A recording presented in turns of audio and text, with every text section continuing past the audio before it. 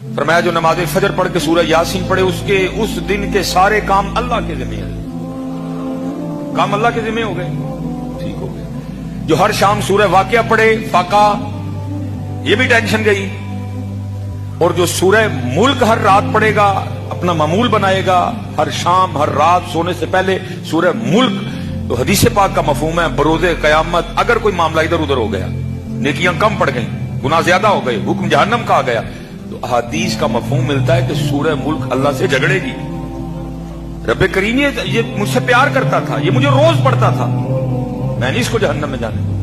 तो अल्लाह पाक फरमाएंगे नेकियां कम है, गुनाह ज्यादा है, तो फिर सूरह मुल्क आगे से क्या कहेगी, अगर इसको जहन्नम में भेजना फिर मुझे कुरान पाक से निकाल दो। अब सूरह मुल्क तो नहीं निकालेगी, फिर क्या होगा? सूरह मुल्क पढ़ने की वजह से शख्स को जन्नत में भेज दिया जाए।